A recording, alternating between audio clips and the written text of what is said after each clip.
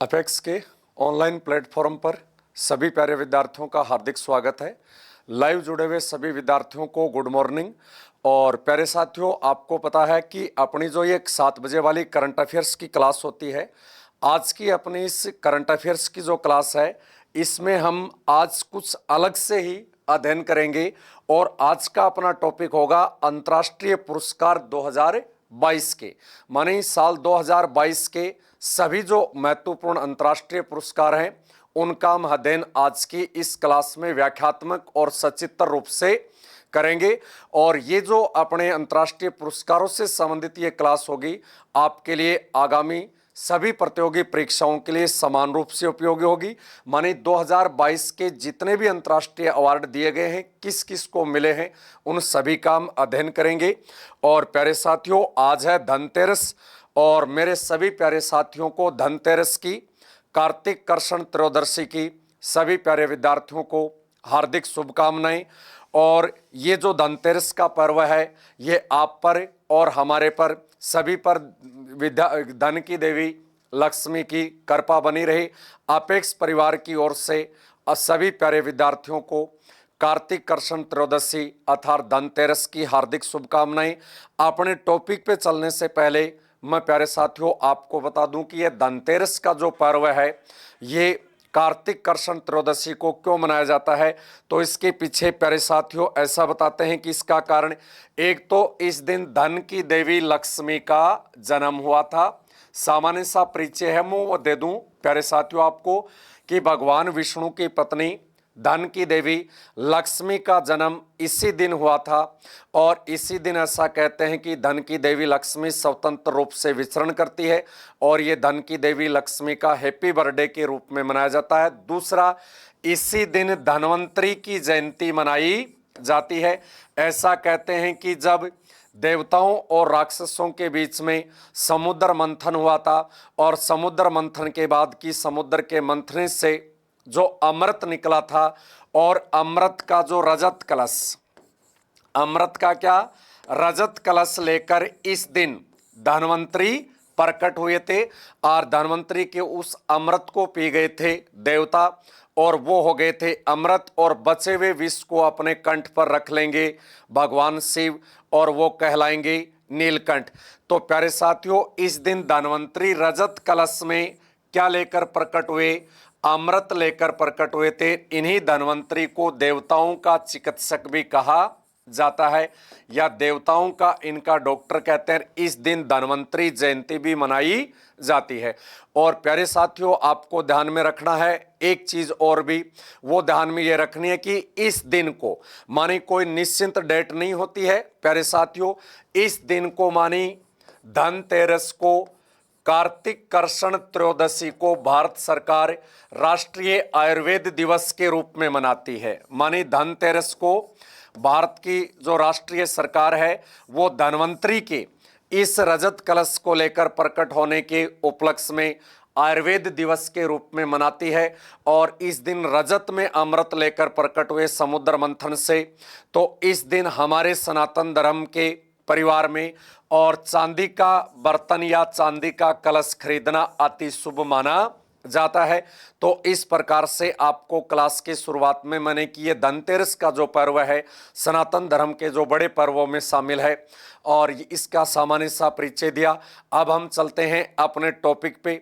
Topic आपको मैंने बता दिया है, आज का अपना टॉपिक होगा अंतर्राष्ट्रीय पुरस्कार 2022, इंटरनेशनल अवार्ड 2022 किसको मिला, किस क्षेत्र में अवार्ड मिले हैं, उन सभी का हम क्या करेंगे, अध्ययन करेंगे। तो आज का पहला पुरस्कार आप सभी प्यारे साथियों के सामने है। आज का पहला पुरस्कार है आयुर्वेद रत्न पुरस्कार। अभी मैंने आपको धनतेरस में भी बताया कि कार्तिक कृष्ण त्रयोदशी को, धनतेरस को भारत सरकार राष्ट्रीय आयुर्वेद दिवस के रूप में मनाई जाती है। तो 2022 का, किस वर्ष का, 2022 का आयुर्वेद रत्न पुरस्कार किसको मिला है, तो देखो तनुजा नेसारी को यूके यूनाइटेड किंगडम की संसद के द्वारा आयुर्वेद रत्न पुरस्कार से सम्मानित किया गया है।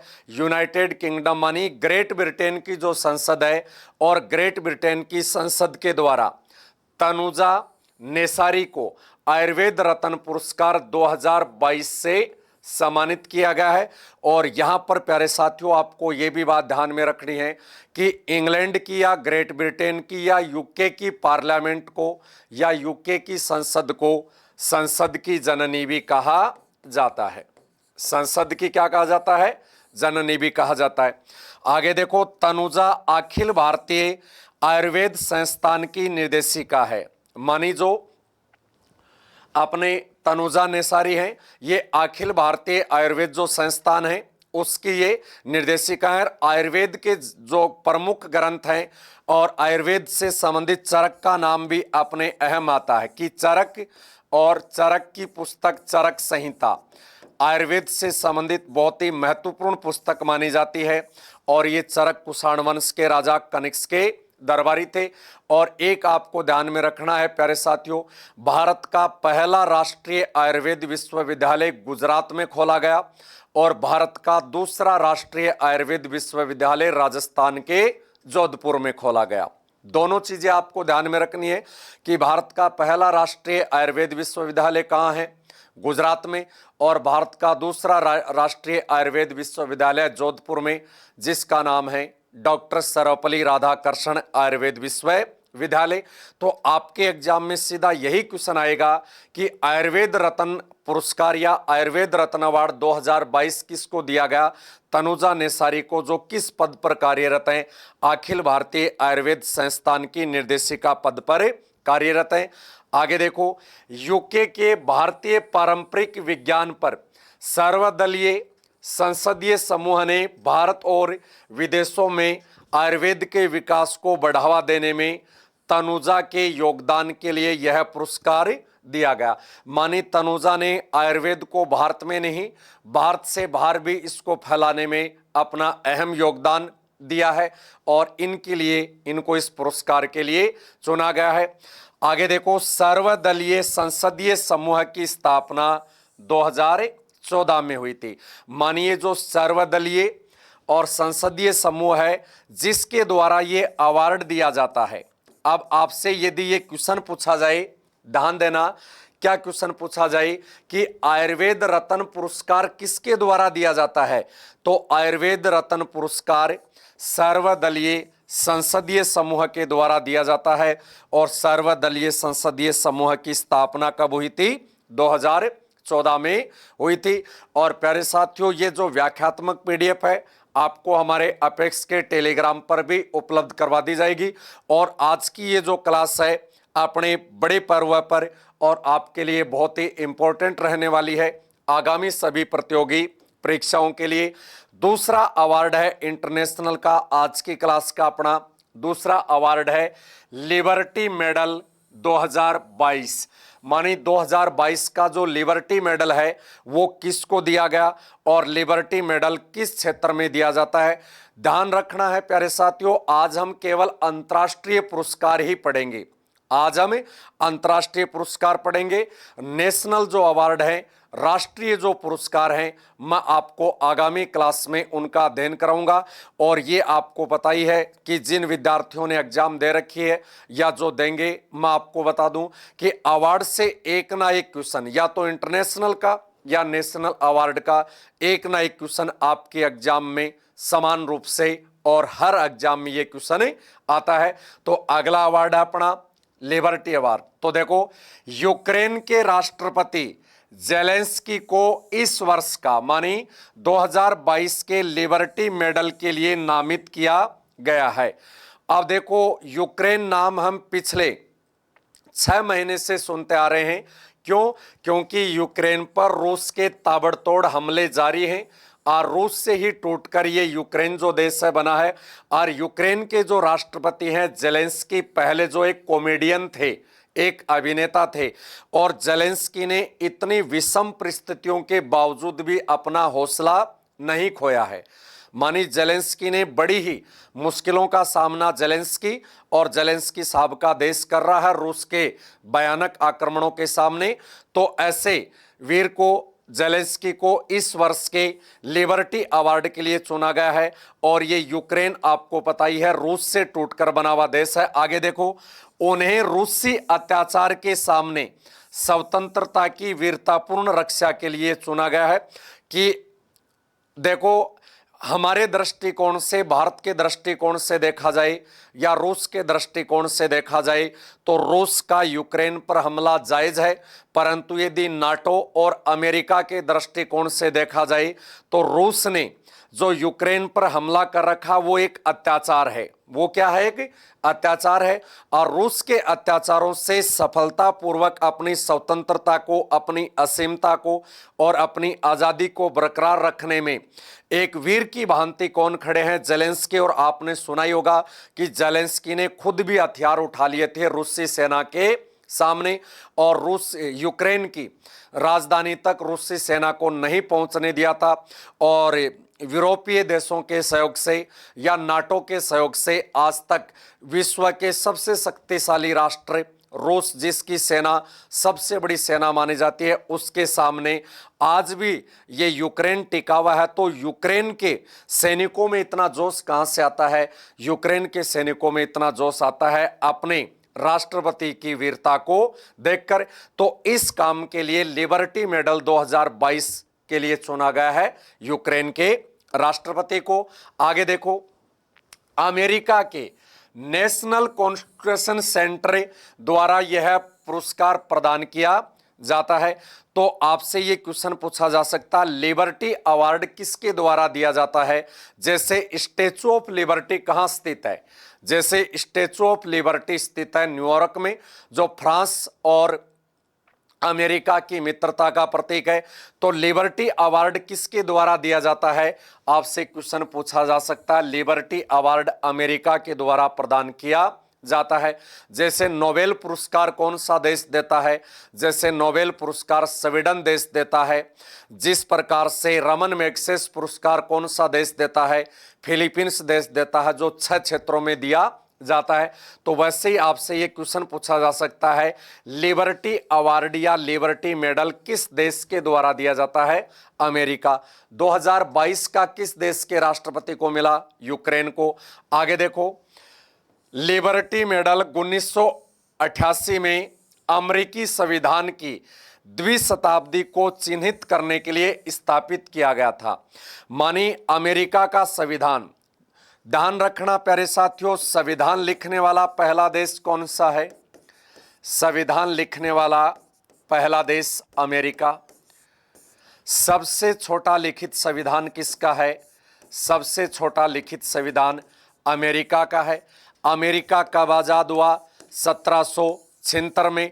और ऐसा कहते हैं कि अमेरिका का जो संविधान है वो 1788 में लागू हुआ, और 1788 में से लागू होने के बाद 1888 में इसे 100 वर्ष हुए, और 1988 में इसे 200 वर्ष हो गए। तो दोहरी शताब्दी मनाने की खुशी में, दोहरी शताब्दी मनाने की खुशी में अमेरिका के द्वारा इस पुरस्कार की स्थापना 1988 में की गई। और अमेरिका की संसद का नाम प्यारे साथियों कांग्रेस है। अमेरिका की संसद का क्या नाम है? कांग्रेस। तो आपको यह ध्यान में रखना है कि क्वेश्चन यह भी पूछा जा सकता है कि 2022 का लिबर्टी अवार्ड किसको मिला, या यह भी पूछा जा सकता है लिबर्टी अवार्ड की स्थापना किस वर्ष हुई, या लिबर्टी अवार्ड किस देश के द्वारा दिया जाता है। अगले पर चलते हैं। अगला है यूनेस्को शांति पुरस्कार। अगला पुरस्कार कौन सा है? यूनेस्को शांति पुरस्कार 2022 किसको मिला है? सबसे पहले तो मैं प्यारे साथियों आपको यूनेस्को शांति पुरस्कार के बारे में बताने से पहले बता दूं, यूनेस्को का मुख्यालय फ्रांस की राजधानी पेरिस में है। यूनेस्को का मुख्यालय कहां है? यूनेस्को का मुख्यालय फ्रांस देश की राजधानी पेरिस में स्थित है। तो देखते हैं, यह पुरस्कार पूर्व जर्मन चांसलर एंजेला मर्केल को शरणार्थियों के लिए कार्यों के लिए प्रदान किया गया है। मानी अब देखो शरणार्थी कौन होते हैं? जैसे मैं आपको अभी अभी एक अवार्ड पढ़ाया, लिबर्टी अवार्ड। लिबर्टी अवार्ड उस देश के राष्ट्रपति को दिया गया जो अभी आक्रमण की मार झेल रहा है। अब रूस के आक्रमण से, रूस के अत्याचारों से डरकर यूक्रेन के बहुत सारे लोगों ने यूक्रेन को छोड़कर पलायन कर दिया है। तो अब वो यूक्रेन के जो लोग हैं आसपास के देशों में जाकर शरण लेंगे तो उनको शरणार्थी कहेंगे। और इसी प्रकार से पड़ोसी देशों से या अपने राजा से या राष्ट्रपतियों से अत्याचार से प्रतिपादित होकर जो लोग दूसरे देशों में जाकर या पड़ोसी देशों में जाकर जो शरण लेते हैं, और उन शरणार्थियों के लिए सबसे बड़ा काम किसने किया? उन शरणार्थियों के लिए सबसे बड़ा काम किया पूर्व जर्मन चांसलर एंजेला मेर्केल को। और ये प्रतिष्ठित यूनेस्को शांति पुरस्कार 2022, माने इसने क्या है, अशांत लोगों में एक जगह पर उनको शरणार्थी बनाकर उनमें एक शांति का प्रचार प्रसार किया, तो ये शांति का इनको पुरस्कार मिला है। शांति का नोबेल पुरस्कार भी दिया जाता है प्यारे साथियों, ध्यान में रखना है। शांति का जो नोबेल पुरस्कार है वो नॉर्वे देश की राजधानी ओस्लो में दिया जाता है, और ये विश्व का दूसरा सबसे बड़ा शांति पुरस्कार है। विश्व का सबसे बड़ा शांति पुरस्कार कौन सा है? नोबेल शांति पुरस्कार, जो नॉर्वे देश की राजधानी ओस्लो में दिया जाता है, और ये विश्व का दूसरा सबसे बड़ा शांति का पुरस्कार है। और ये पुरस्कार 2022 का मिला जर्मन की पूर्व चांसलर, मानी जर्मनी देश की पूर्व चांसलर एंजेला मर्केल को। आधिकारिक तौर पर इस पुरस्कार को फेलिक्स होफोयट बोगेन यूनेस्को शांति पुरस्कार कहा जाता है। मानी इस पुरस्कार का पूरा नाम क्या है? फेलिक्स होफोयट बोगेन यूनेस्को शांति पुरस्कार है। और 2022 का ये जर्मन की पूर्व चांसलर एंजेला मर्केल को मिला है। अब देखो, इस पुरस्कार का नाम आइवरी कोस्ट के पूर्व राष्ट्रपति के नाम पर रखा गया। मानी ये जो यूनेस्को जो शांति पुरस्कार है, और यूनेस्को शांति पुरस्कार का नाम आइवरी कोस्ट के पूर्व राष्ट्रपति के नाम पर रखा गया। यह 1989 से प्रत्येक वर्ष, मानी हर वर्ष, 2022 का तो हमें पता चल गया किसको मिला, एंजेला मर्केल को मिला। यह पुरस्कार हर वर्ष, कब से? 1989 से प्रत्येक वर्ष उन व्यक्तियों, संगठनों, संस्थाओं को प्रदान किया जाता है जिन्होंने शांति को बढ़ावा देने में अपना विशेष योगदान दिया है। मानी मेरे कहने का मतलब यह है कि यूनेस्को शांति जो पुरस्कार है किसी व्यक्ति को दिया जा सकता है, व्यक्तियों के समूह को दिया जा सकता है, किसी संस्थान को भी दिया जा सकता है, किसी संगठन को भी दिया जा सकता है। और ये यूनेस्को शांति पुरस्कार का स्थापना कब हुई थी या कब से दिया जा रहा है? 1989 से। यही चीजें प्यारे बच्चों आपको ध्यान में रखनी है कि यूनेस्को शांति पुरस्कार की स्थापना कब हुई थी? 1989 में। और उन लोगों को दिया जाता है जो शांति के लिए अपना अहम योगदान देते हैं। आगे देखो, यूनेस्को की स्थापना हुई थी 16 नवंबर 1945 को। यूनेस्को की स्थापना कब हुई? 16 नवंबर 1945 को। और यूनेस्को का मुख्यालय कहाँ स्थित है? फ्रांस देश की राजधानी में, जो मैं आपको पहले भी बता चुका हूं। फ्रांस देश की राजधानी पेरिस में, और फ्रांस देश की राजधानी पेरिस से नदी के तट पर स्थित है, जिस पेरिस शहर को विश्व की जन्नत भी कहा जाता है, जिस शहर में एक भी मच्छरिया मक्खी नहीं है, जिस शहर में यूरोप की सबसे ऊंची इमारत एफिल टावर भी स्थित है। तो इस प्रकार से ये था अपना यूनेस्को शांति पुरस्कार, जो आइवरी कोस्ट के पूर्व राष्ट्रपति के नाम पर इसका नामांकन किया गया। 1989 में पहली बार दिया गया, और 2022 का जर्मन की पूर्व चांसलर एंजेला मर्केल को मिला, जिन्होंने शरणार्थियों में एक शांति स्थापित करने का बहुत ही बड़ा प्रयास किया था। और ऐसा काम बड़े दिल वाले लोग ही कर सकते हैं, वरना तो कुछ लोग तो ऐसे होते हैं, तो घर में एक मेहमान आ जाता है तो उसको देखकर मुंह फेर लेते हैं कि एक चाय इसके लिए बनानी पड़ेगी। अगला पुरस्कार है वैश्विक ऊर्जा पुरस्कार। अगला इंटरनेशनल अवार्ड कौन सा है? वैश्विक ऊर्जा पुरस्कार। नाम से ही पता चलता रहा है कि ऊर्जा के क्षेत्र में दिया जाएगा, ऊर्जा के क्षेत्र में विशेष योगदान देने वालों को दिया जाएगा। परंतु ऊर्जा कौन सी? वह ऊर्जा ऊर्जा भी कौन सी? वह ऊर्जा जो पर्यावरण के अनुकूल हो या पर्यावरण प्रेमी ऊर्जा हो। तो देखते हैं वैश्विक ऊर्जा पुरस्कार 2022 किसको मिला? इनको मिला है, इन महापुरुष को मिला है। तो देखो, भारतीय मूल के प्रोफेसर कौशिक राजशेखर ने वैश्विक ऊर्जा पुरस्कार जीता है। वैश्विक ऊर्जा पुरस्कार जीता है भारतीय मूल के प्रोफेसर कौशिक राजशेखर ने। राजशेखर ह्यूस्टन विश्वविद्यालय में इंजीनियरिंग के प्रोफेसर हैं। मानी ह्यूस्टन विश्वविद्यालय में भारतीय मूल के हैं और ह्यूस्टन विश्वविद्यालय में ये क्या हैं? प्रोफेसर हैं। और इनको वैश्विक ऊर्जा पुरस्कार प्रदान किया गया है 2022 का। अब देखो इनको क्यों मिला? देखो, उनको ये पुरस्कार बिजली उत्पादन उत्सर्जन को कम करते हुए परिवहन, विद्युतीकरण और ऊर्जा दक्षता प्रौद्योगिकियों में उत्कृष्ट योगदान देने के लिए दिया गया है। यह पुरस्कार समारोह है 12 से 14 अक्टूबर को रूस की राजधानी मॉस्को में रूसी ऊर्जा सप्ताह के दौरान आयोजित किया जाएगा। मानी 12 से 14 अक्टूबर के बीच में। और यह पुरस्कार कहां दिया है? मॉस्को में। और मॉस्को किसकी राजधानी है? रूस की राजधानी है। आगे देखो, ग्लोबल एनर्जी एसोसिएशन द्वारा यह पुरस्कार प्रदान किया जाता है। तो यह आपको विशेष रूप से ध्यान में रखना है कि यह पुरस्कार किस संस्था के द्वारा दिया जाता है? ग्लोबल एनर्जी एसोसिएशन के द्वारा यह पुरस्कार प्रदान किया जाता है। किसको मिला है? मिला है भारतीय मूल के प्रोफेसर कौशिक राजशेखर को, जो ह्यूस्टन विश्वविद्यालय में इंजीनियरिंग के प्रोफेसर माने जाते हैं।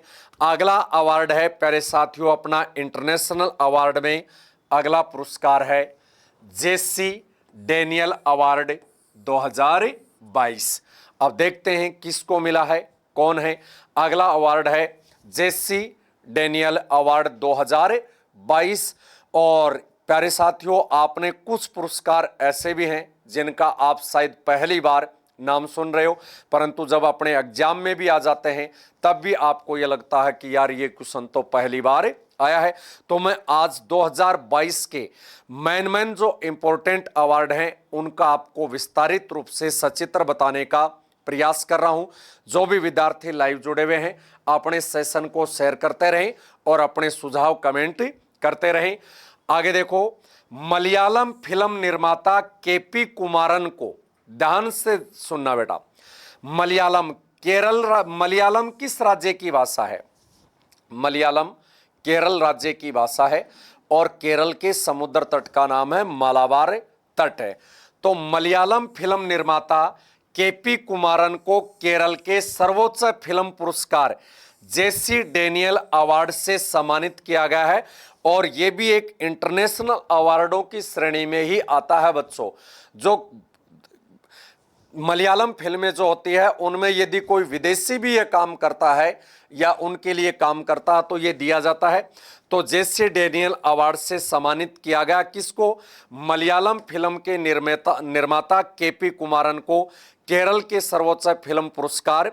तो यहां पर एक क्वेश्चन क्या बना, केरल का सर्वोच्च फिल्म पुरस्कार कौन सा है? तो केरल का सर्वोच्च फिल्म पुरस्कार है जेसी डेनियल अवार्ड। और विश्व में फिल्म का सबसे बड़ा पुरस्कार कौन सा है? तो प्यारे बच्चों, विश्व में फिल्म का सबसे बड़ा पुरस्कार है ऑस्कर अवार्ड।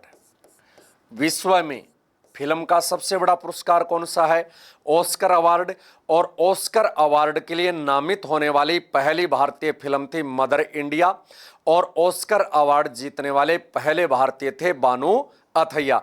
अब लाइव जुड़े हुए विद्यार्थियों से मैं एक क्वेश्चन पूछ रहा हूं, जल्दी से अपने क्वेश्चन का उत्तर दें कि भारत का फिल्म का सबसे बड़ा अवार्ड कौन सा है और वो इस वर्ष किसको मिला है? कि भारत में फिल्म का सबसे बड़ा अवार्ड कौन सा है जिसको भारत का ऑस्कर अवार्ड कहते हैं?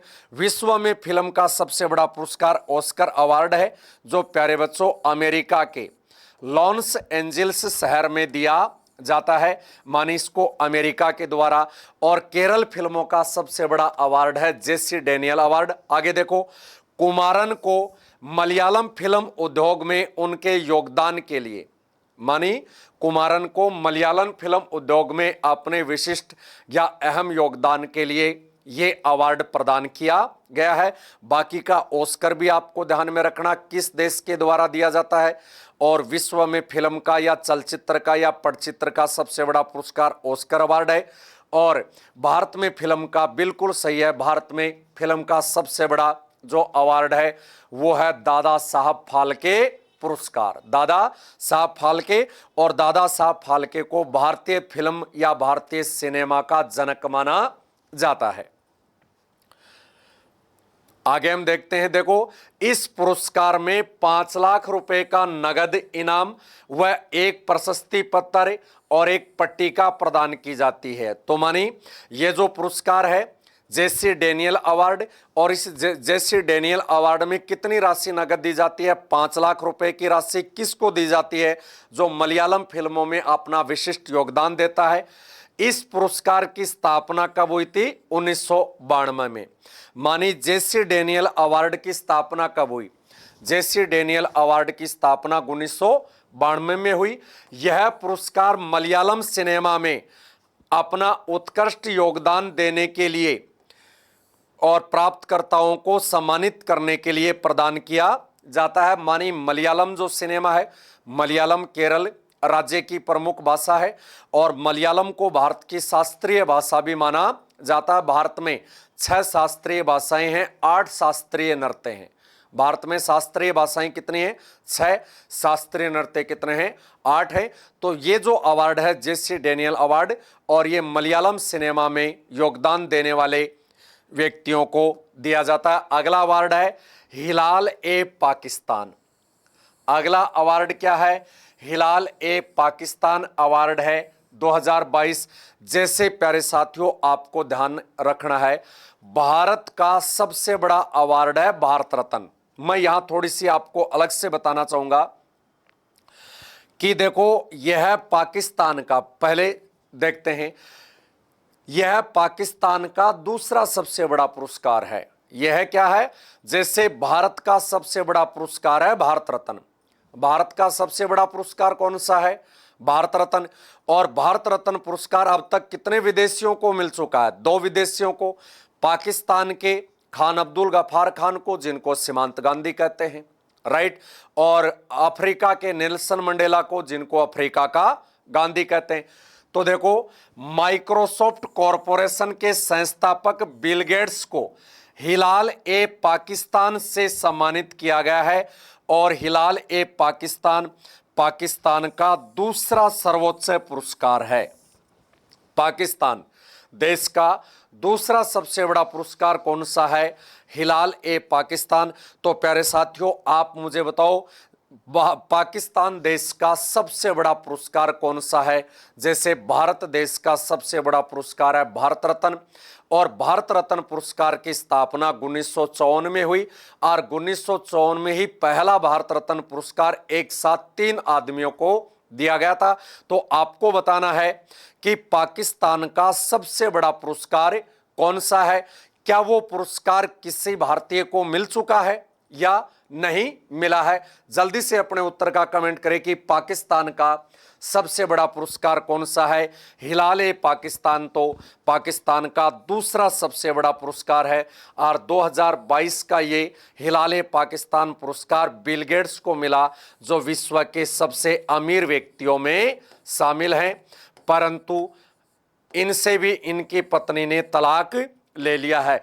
तो इस प्रकार से महिलाएं जो होती है ना, जरूरी नहीं है महिलाएं पैसे की भूखी नहीं होती है, महिलाएं होती है प्रेम की, मान सम्मान की भूखी होती है, वरना कभी भी महिला विश्व के सबसे अमीर आदमी से तलाक नहीं लेती है ना। कुछ लोग क्या कहते हैं कि महिला केवल पैसे से प्रेम करती है, अमीर से प्रेम करती है। नहीं, यदि महिलाओं का ऐसा होता तो विश्व के सबसे अमीर आदमी से बिल गेट्स की पत्नी को तलाक लेने की कहाँ जरूरत थी? महिलाओं को चाहिए समय, मान और सम्मान, और वो अपने बिल गेट्स साहब के पास नहीं था, ये पैसे कमाने में बिजी थे। तो इस प्रकार से बिल गेट्स को क्या मिला है? माइक्रोसॉफ्ट कॉरपोरेशन के जो संस्थापक है उनको मिला है पाकिस्तान का दूसरा सबसे बड़ा। आगे देखो, उन्हें यह पुरस्कार bill and Melinda Gates foundation के सह अध्यक्ष के रूप में मिल रहा है। यह पुरस्कार उन्हें पोलियो उन्मूलन, किसके उन्मूलन? पोलियो उन्मूलन और पाकिस्तान में गरीबी को कम करने के लिए फाउंडेशन के निरंतर प्रयासों के लिए दिया गया है। तो ध्यान देना प्यारे साथियों, ये पुरस्कार क्यों मिला इनको? इसलिए मिला, ये इसलिए नहीं है कि पैसे वाले के पास तो चलकर पैसा आता, नहीं, पैसे वाले के पास भी चलकर पैसा आता और मान सम्मान भी आता है कि बिल गेट्स की जो कंपनी है ना, वो उसने पाकिस्तान में एक तो पोलियो उन्मूलन में अपना अहम योगदान दिया, पोलियो उन्मूलन में अहम योगदान दिया जो बिल गेट्स का फाउंडेशन है। और दूसरा, पाकिस्तान जो एक गरीब मुस्लिम राष्ट्रों में शामिल है, पाकिस्तान जो एक गरीब मुस्लिम राष्ट्रों में शामिल है, उसके गरीबी उन्मूलन में भी बिल गेट्स ने बहुत सारा दान दिया है। तो पाकिस्तान ने भी अपना फर्ज निभाते हुए और बिल गेट्स को अपने दूसरे सबसे बड़े पुरस्कार से सम्मानित किया। मेरे हिसाब से तो सबसे बड़ा देना चाहिए था। अगला पुरस्कार है अंतर्राष्ट्रीय बुकर पुरस्कार, सबसे ज्यादा एग्जाम में पूछा जाने वाला क्वेश्चन, सबसे ज्यादा एग्जाम में पूछा जाने वाला अवार्ड या क्वेश्चन है अंतर्राष्ट्रीय बुकर पुरस्कार। देखते हैं 2022 में किसको मिला है। तो देखो, अंतर्राष्ट्रीय बुकर पुरस्कार 2022 भारतीय लेखिका गीतांजलि सरी ने अमेरिकी अनुवादक डेजी रॉकवेल के साथ 2022 का अंतर्राष्ट्रीय बुकर पुरस्कार जीता है। तो प्यारे साथियों, एक ही लाइन पढ़ने से आपको क्या पता चला? ये पता चला अंतर्राष्ट्रीय बुकर पुरस्कार साहित्य के क्षेत्र में दिया जाता है। अंतर्राष्ट्रीय बुकर पुरस्कार साहित्य लेखन में प्रदान किया जाता है और साहित्य में नोबेल पुरस्कार भी दिया जाता है। साहित्य में क्या दिया जाता है? नोबेल पुरस्कार भी दिया जाता है। और साहित्य का नोबेल पुरस्कार जीतने वाले पहले भारतीय थे रविंद्रनाथ टैगोर, और जिनको गीतांजलि पुस्तक के लिए साहित्य का नोबेल पुरस्कार मिला। संयोग देखो बेटा, संयोग देखा कैसा है। गीतांजलि पुस्तक का नाम है और यहां पर गीतांजलि सरी हमारी एक महान लेखिका का, हमारी एक महान साहित्यकार का भी नाम है। हमारी गीतांजलि नाम की हमारे भारत की महान लेखिका, महान साहित्यकार को विश्व का दूसरा सबसे बड़ा साहित्य का अवार्ड मिला, जिसका नाम है अंतर्राष्ट्रीय बुकर पुरस्कार। और ये अकेले इनको नहीं, ये अमेरिका की अनुवादक डेजी रॉकवेल को भी मिला, मानी दोनों को एक साथ मिला है, दोनों को एक साथ मिला है। और गीतांजलि नामक पुस्तक ने भारत का पहला साहित्य का नोबेल पुरस्कार जीता। गीतांजलि नामक पुस्तक ने भारत का पहला साहित्य का नोबेल पुरस्कार जीता 1913 में। रविंद्रनाथ टैगोर जी के द्वारा ये लिखी हुई है। और गीतांजलि सरी ने 2022 में और अंतर्राष्ट्रीय बुकर पुरस्कार प्राप्त किया है। यह पुरस्कार उन्हें टॉम्ब ऑफ सैंड नामक पुस्तक के लिए दिया गया। यह भी आपको ध्यान में रखना, टॉम्ब ऑफ सैंड नामक पुस्तक के लिए। और ये कई बार तो ये क्वेश्चन तो एग्जाम में आ भी चुका है कि गीतांजलि सरी का प्रमुख उपन्यास कौन सा है। सबसे इंपॉर्टेंट क्वेश्चन है, सबसे ज्यादा एग्जाम में पूछा गया क्वेश्चन और सबसे ज्यादा आगे पूछे जाने वाला क्वेश्चन है। या ये भी पूछा जा सकता है कि टॉम्ब ऑफ सैंड नामक साहित्य की रचना किसने की? गीतांजलि सरी ने। या गीतांजलि सरी का प्रमुख रचना कौन सी है? या किस भारतीय पुस्तक ने अंतर्राष्ट्रीय बुकर पुरस्कार 2022 जीता? क्वेश्चन कैसे भी घुमाकर पूछा जा सकता है। प्यारे साथियों, ध्यान रखना है। आगे देखो, यह पुस्तक गीतांजलि सरी के द्वारा मूल रूप से हिंदी में लिखी गई और यह किसी भी भारतीय भाषा की पहली पुस्तक है जिसे यह पुरस्कार मिला है। प्यारे साथियों, कि भारतीय पुस्तकों में मानी बुकर अवार्ड जीतने वाली पहली भारतीय पुस्तक है ये। ध्यान दो, अंतर्राष्ट्रीय बुकर अवार्ड जीतने वाली पहली भारतीय पुस्तक है ये, जो मूल रूप से किस में लिखी गई है? हिंदी में लिखी गई है। ये भी इसका सबसे इंपॉर्टेंट है। आगे देखो, पुस्तक का मूल नाम है रेत समाधि। पुस्तक का मूल नाम क्या है? रेत समाधि। तो आपसे यह भी पूछा जा सकता है, रेत समाधि की रचना किसने की? गीतांजलि श्री ने। गीतांजलि श्री के कौन से साहित्य को या कौन सी पुस्तक को अंतर्राष्ट्रीय बुकर पुरस्कार 2022 से सम्मानित किया गया? रेत समाधि। यह किताब एक 80 वर्षीय महिला की कहानी है। यह किताब क्या है? एक 80 वर्षीय महिला की कहानी है जो अपने पति के निधन के बाद गहरे अवसाद का अनुभव करती है। मानी एक 80 वर्ष की महिला, उसके पति की मृत्यु हो जाती है और पति की मृत्यु के बाद अपना जीवन यापन वो किस अवसाद में करती है, उसकी कहानी है, और जिसे रेत समाधि कहते हैं। और ये हिंदी में लिखी गई है मूल रूप से, और भारतीय भाषाओं में लिखी गई ये पहली पुस्तक है जिसे विश्व का दूसरा सबसे बड़ा साहित्य का पुरस्कार मिला। विश्व का साहित्य का सबसे बड़ा पुरस्कार तो नोबेल है, जो सबसे पहले किसको मिला? गीतांजलि पुस्तक को। और ये है अपनी गीतांजलि श्री।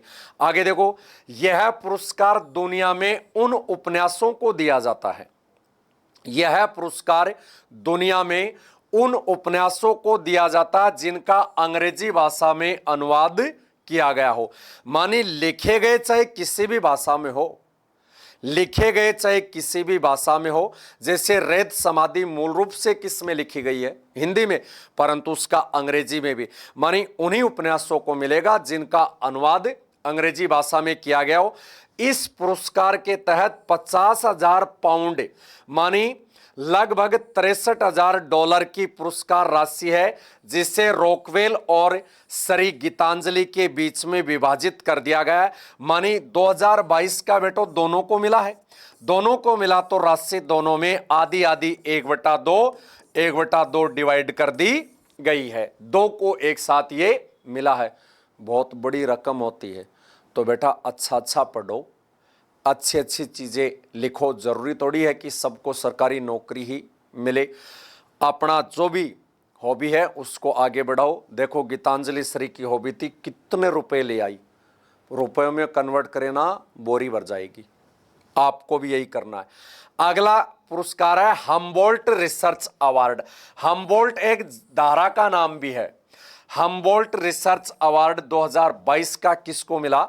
देखते हैं। इनको मिला, अपने पंजाबी पाजी को मिला है, और इनका नाम है इंद्रजीत सिंह। इंद्रजीत सिंह नाम है, सिंह तो ये लगाते हैं। देखो, वैज्ञानिक प्रोफेसर इंद्रजीत सिंह को प्रतिष्ठित हम्बोल्ट रिसर्च अवार्ड 2022 से सम्मानित किया गया है। मानिए वैज्ञानिक भी हैं, प्रोफेसर भी हैं इंद्रजीत सिंह को इकोलॉजी में, और ये शब्द बार बार एग्जाम में देखने को मिलता है। इकोलॉजी में विभिन्न प्रकार के शोध के लिए यह पुरस्कार इंद्रजीत को प्रदान किया गया। मानी इकोलॉजी के में विभिन्न प्रकार के रिसर्च करने के कारण इनको यह पुरस्कार दिया गया है। Humboldt Research Award 2022 Indrajit Singh नामक वैज्ञानिक को मिला है। अवार्ड में 60,000 यूरो मानी लगभग 49 लाख रुपए, कितने रुपए? आधा करोड़ रुपए, 49 लाख रुपए मिले हैं। सिंह दिल्ली यूनिवर्सिटी के डिपार्टमेंट ऑफ एनवायरमेंट साइंसेस के प्रोफेसर पद पर कार्यरत हैं। मानी दिल्ली यूनिवर्सिटी है, उसमें एनवायरमेंट साइंस में प्रोफेसर पद पर कार्यरत हैं। आगे देखो, जर्मनी के अलेक्जेंडर वान हम्बोल्ट फाउंडेशन द्वारा जर्मनी के बाहर अंतर्राष्ट्रीय स्तर पर प्रशंसित वैज्ञानिकों और विद्वानों को उनकी शोध उपलब्धियों के लिए, उनका मान सम्मान बढ़ाने के लिए और यह पुरस्कार दिया जाता है। तो आपसे यह भी पूछा जा सकता है कि ये जो हम्बोल्ट पुरस्कार है कौन सा देश देता है? जर्मनी, और ये जर्मनी देश के द्वारा प्रदान किया जाता है। ये आपको पक्के। अब देखो करंट अफेयर्स में तो आपको इतना ही ध्यान में रखना कि 2022 का किसको मिला? इंद्रजीत सिंह को। हो सकता है 2023 का किसी अन्य को मिले, परंतु ये तो जिंदगी भर यही रहेगा ना कि ये जो अवार्ड है, हम्बोल्ट जो अवार्ड है, कौन सा देश देता? जर्मनी। 2022 में भी जर्मनी ने दिया, 2021 में भी जर्मनी ने दिया, तो 2040 में भी जर्मनी ही देगा, क्योंकि पुरस्कार जर्मनी के अलेक्जेंडर वान हम्बोल्ट फाउंडेशन द्वारा दिया जाता है। तो आपसे विश्व सामान्य ज्ञान में यह भी पूछा जा सकता है, अलेक्जेंडर वान हम्बोल्ट फाउंडेशन कहां स्थित है? जर्मनी। जर्मनी की राजधानी बर्लिन है, सप्री नदी के तट पर है। इन्वायरमेंट साइंस में अहम योगदान देने वालों को यह पुरस्कार दिया जाता है, और हिटलर का नाम सुनते ही जर्मनी का नाम जरूर भी आता है। तो यह भी एक इंपॉर्टेंट अवार्ड है। यह प्यारे साथियों आपको जरूर ध्यान में रखना कि कौन सा अवार्ड कौन सा देश देता है। ये तो मैं आपको बता रहा हूं कि 2022 में मिला, ये करंट अफेयर्स के साथ समाप्त हो जाएगा अगले ही साल। परंतु ये जो अपनी क्लास है, ये इसमें कुछ क्वेश्चन ऐसे हैं जो आपके लाइफ टाइम काम में आने वाले हैं, जो कभी भी परिवर्तित नहीं होंगे। अगले अवार्ड पर चलते हैं। Guardian Global Nursing award 2022। नाम से भी पता चल गया कि नर्सिंग के क्षेत्र का अवार्ड है। तो गार्जियन ग्लोबल नर्सिंग अवार्ड 2022 है, वो देखते हैं किसको दिया गया है और किसको दिया जाता है। तो देखो प्यारे साथियों, केनिया देश की अन्ना कबाले दुबा को दुबई में आयोजित एक पुरस्कार समारोह में इस अवार्ड से सम्मानित किया गया है। केनिया प्यारे साथियों विश्व के गरीब देशों में शामिल है, और ये अफ्रीका का एक गरीब देश माना जाता है, अफ्रीका महाद्वीप का। और अफ्रीका महाद्वीप के उस गरीब देश केनिया की अन्ना कबाले दुबा को दुबई में आयोजित यह पुरस्कार समारोह में गार्जियन ग्लोबल नर्सिंग अवार्ड 2022 से सम्मानित किया गया, जो प्यारे साथियों इतना ज्यादा इंपॉर्टेंट नहीं है। ठीक है। एस्टर डीएम हेल्थ केयर द्वारा Aster Guardian Global Nursing Award की शुरुआत मानवता के लिए नर्सों के अभूतपूर्व योगदान को पहचानने के उद्देश्य से की गई थी।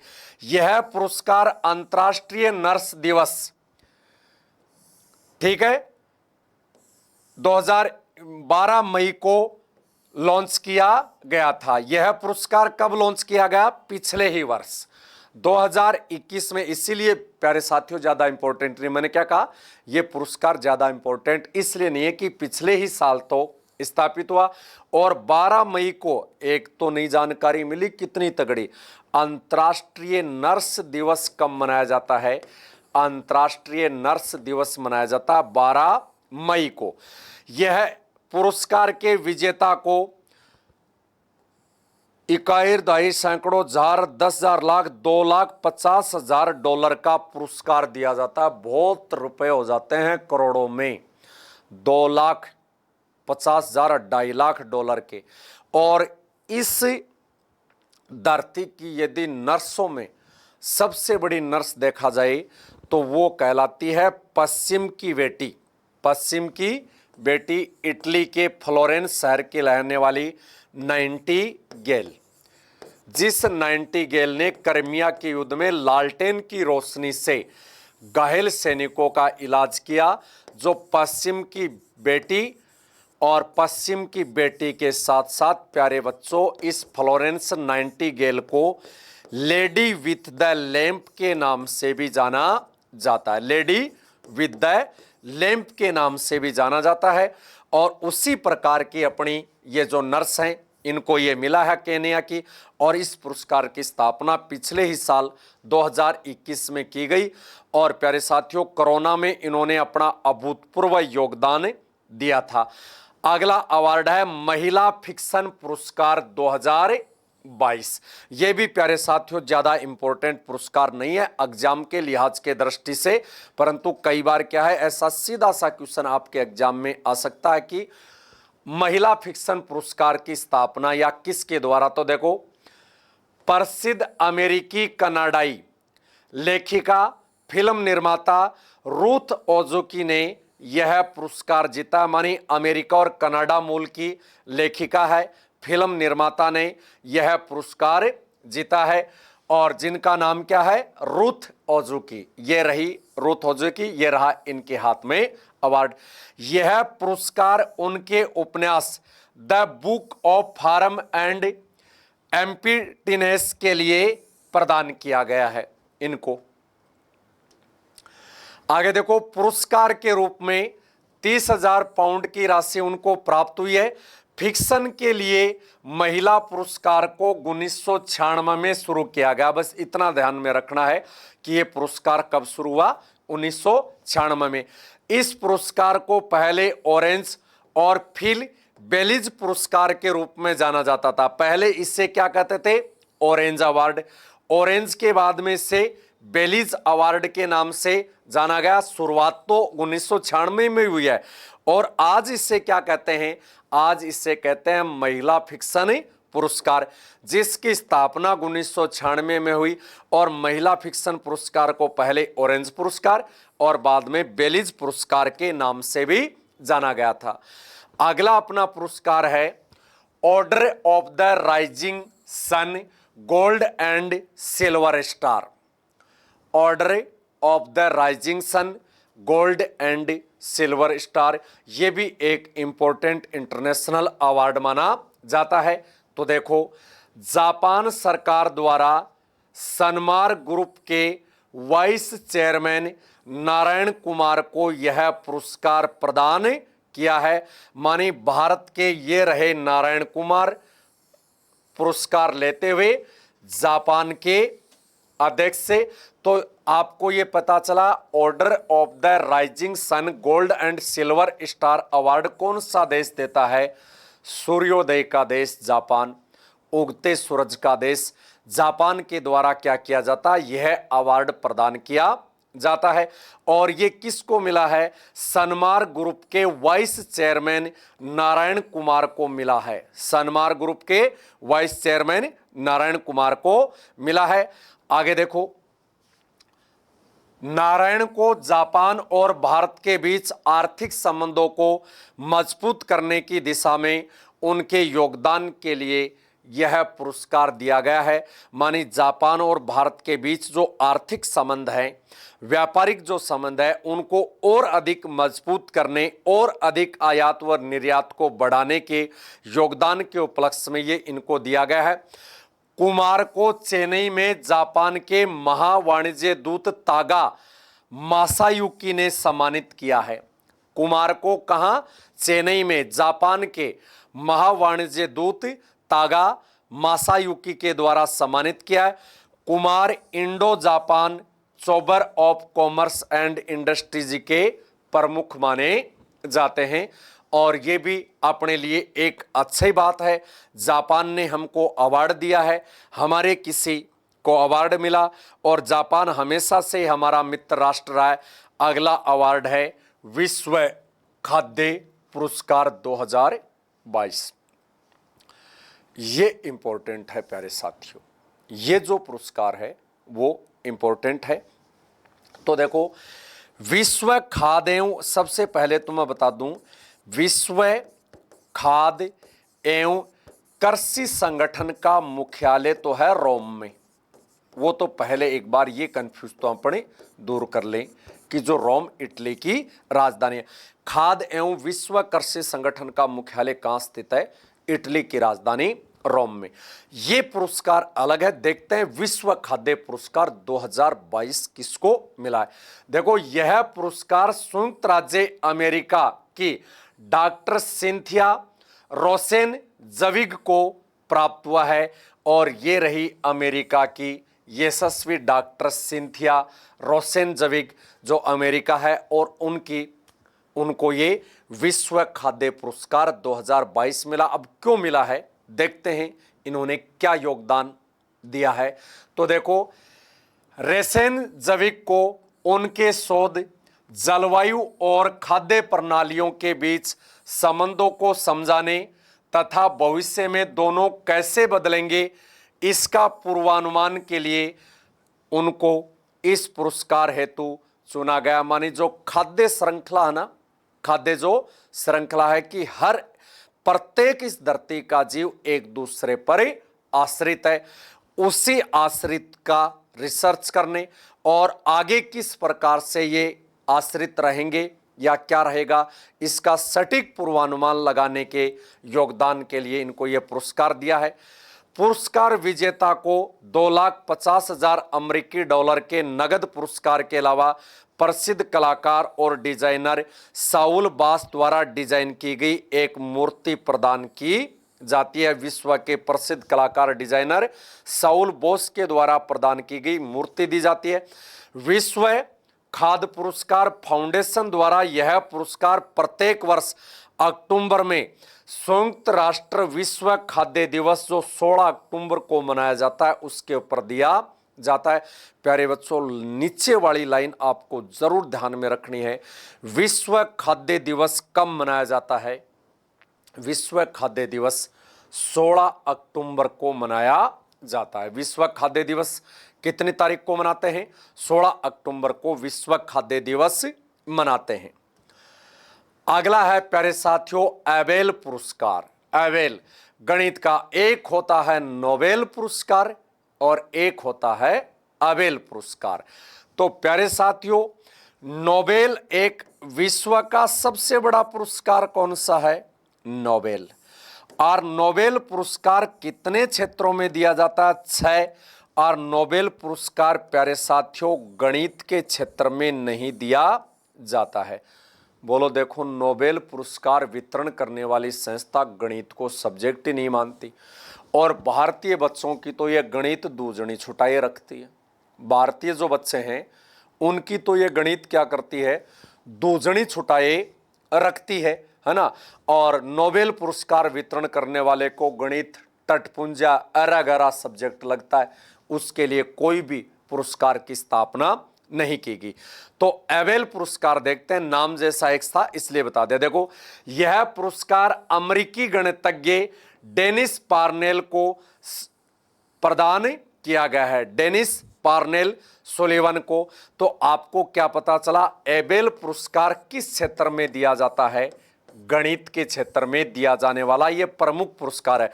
आपको ये इंपॉर्टेंट है प्यारे बच्चों, कई बार ये क्वेश्चन पूछा जा चुका है। क्या पूछा जा चुका है कई बार कि एबेल पुरस्कार का संबंध किससे है? तो एबेल पुरस्कार का संबंध गणित से है। और 2022 का एबेल अवार्ड किसको दिया गया? अमेरिका के प्रसिद्ध गणितज्ञ। और विश्व का पहला गणितज्ञ कौन है? आर्यभट्ट। विश्व का पहला गणितज्ञ कौन है? आर्यभट्ट। विश्व का पहला खगोल वैज्ञानिक आर्यभट्ट। 10 गीतिका की रचना करने वाला आर्यभट्ट। शून्य की खोज करने वाला आर्यभट्ट।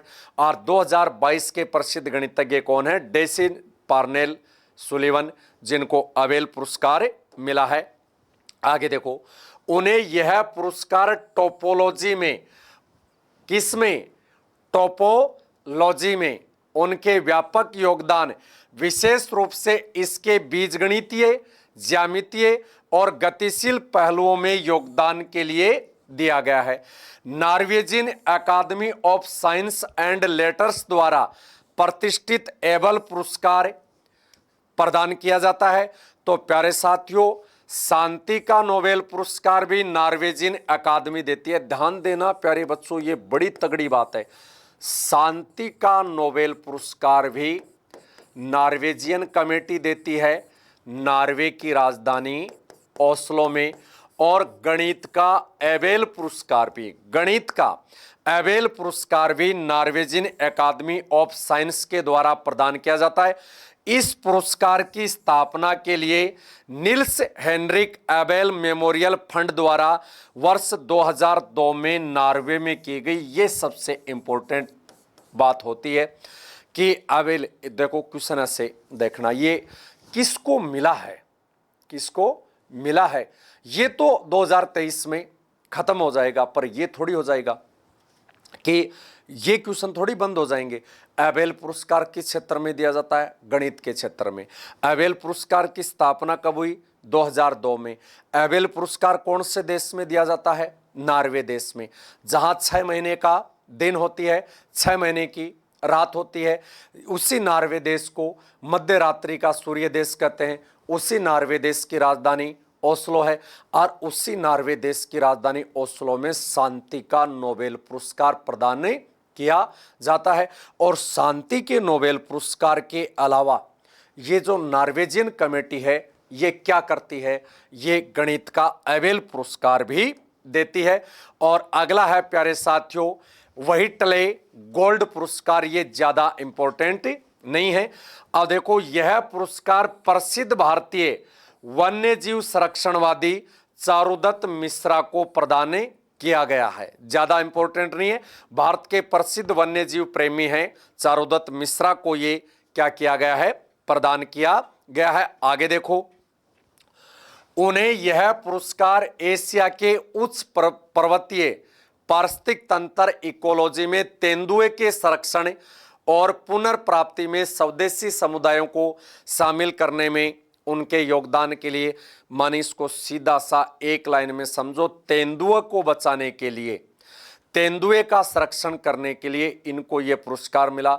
जैसे टाइगर को बचाने में अहम योगदान कैलाश सांखला का है, पक्षियों को बचाने में अहम योगदान डॉक्टर सलीम अली का रहा, तो वैसे ही तेंदुओं को बचाने में अहम योगदान किनका रहा है, प्रसिद्ध भारतीय वन्यजीव प्रेमी चारुदत्त मिश्रा को। और ये खड़ा इनके पास तेंदुआ पर्यावरण के इन्वायरमेंट के तहत। आगे देखो चारुदत्त, और इस पुरस्कार राशि कितनी है, 1 लाख यूरो है।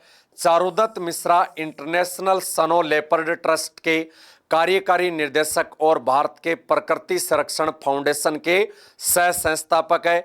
वही टले पुरस्कार ग्रीन ऑस्कर के नाम से भी जाना जाता है। लास्ट वाली लाइन सबसे तगड़ी है कि किस पुरस्कार को ग्रीन ऑस्कर कहा जाता है, किस पुरस्कार को, तो मानी इस पुरस्कार का दूसरा नाम है प्यारे बच्चों ग्रीन ऑस्कर।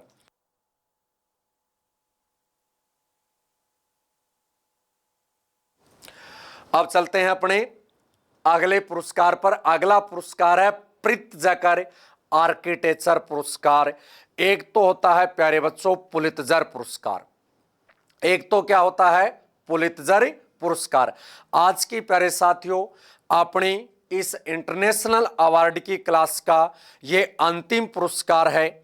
और अंतिम आज की इंटरनेशनल अवार्ड या आज की अपनी इस क्लास का अंतिम पुरस्कार प्रित्जकर पुरस्कार, जो आर्किटेक्चर पुरस्कार है 2022 का, उससे ये पुरस्कार ज़्यादा इंपॉर्टेंट तो नहीं है, पर फिर भी मैं आपको बता देता हूं ऐसा ही नाम का है एक पुलित्जर पुरस्कार। पहले वो बता दूं, ऐसा ही नाम का है एक पुलित्जर पुरस्कार। और प्यारे साथियों पुलित्जर पुरस्कार पत्रकारिता या जर्नलिज्म के क्षेत्र में दिया जाता है। पुलित्जर पुरस्कार पत्रकारिता या जर्नलिज्म के क्षेत्र में दिया जाता है। और यह है प्रित्जकर आर्किटेक्चर अवार्ड, तो ये इससे अलग है, कंफ्यूज मत हो जाना। तो देखो यह पुरस्कार आर्किटेक्ट, शिक्षक और सामाजिक कार्यकर्ता फ्रांसिस केरे को प्रदान किया गया। माने 2022 का प्रित्जकर आर्किटेक्चर पुरस्कार किसको दिया गया है, शिक्षक और सामाजिक कार्यकर्ता फ्रांसिस केरे को दिया गया है। यह पुरस्कार वास्तुकला का सर्वोच्च सम्मान है। यह सबसे बड़ी बात है कि जैसे गणित का सबसे बड़ा पुरस्कार एबेल अवार्ड, पत्रकारिता का सबसे बड़ा पुरस्कार पुलित्जर अवार्ड, फिल्म का सबसे बड़ा पुरस्कार ऑस्कर अवार्ड, तो वैसे ही आपसे ये पूछा जा सकता है वास्तुकला या आर्किटेक्चर का सबसे बड़ा अवार्ड कौन सा है, तो वास्तुकला का सबसे बड़ा अवार्ड है प्रित्जकर आर्किटेक्चर अवार्ड। और वो किसको मिला है 2022 का, फ्रांसिस केरे को मिला है। अब देखो फ्रांसिस केरे का जन्म बुर्किना फासो के छोटे से गांव में हुआ था। केरे यह पुरस्कार जीतने वाले पहले अश्वेत वास्तुकार हैं। मानी आर्किटेक्चर अवार्ड 2022 जीतने वाले ये पहले क्या हैं, अश्वेत वास्तुकार हैं। 1979 में हयात फाउंडेशन द्वारा स्थापित, तो आपको ये ध्यान में रखना है प्रित्जकर आर्किटेक्चर अवार्ड कब स्थापित हुआ, 1979 में। किसके द्वारा स्थापित किया गया, हयात फाउंडेशन के द्वारा। वास्तुकला पुरस्कार उन वास्तुकारों को दिया जाता है जिनका निर्मित कार्य प्रतिभा, दृष्टि और प्रतिबद्धता के संयोजन को प्रदर्शित करता है। तो सीधी सी बात यह है कि ये जो प्रित्जकर आर्किटेक्चर अवार्ड है, ये वास्तुकार को प्रदान किया जाता है, वास्तुकला में प्रदान किया जाता है। इनके अलावा प्यारे साथियों में आपको कुछ अलग से जो अवार्ड हैं, जैसे मैंने बताया, एक तो हमने पढ़ लिया अपना अलग से ऑस्कर अवार्ड किस क्षेत्र में दिया जाता है, फिल्म के क्षेत्र में दिया जाता है। नोबेल पुरस्कार विश्व का सबसे बड़ा पुरस्कार है, किस क्षेत्र में दिया जाता है, नोबेल पुरस्कार 6 क्षेत्रों में। एशिया का सबसे बड़ा पुरस्कार है रमन मैग्सेस पुरस्कार। एशिया का सबसे बड़ा पुरस्कार कौन सा है, रमन मैग्सेस पुरस्कार, जो फिलीपींस देश की राजधानी मनीला में दिया जाता है। रमन मैग्सेस पुरस्कार की स्थापना कब हुई थी, 1957 में।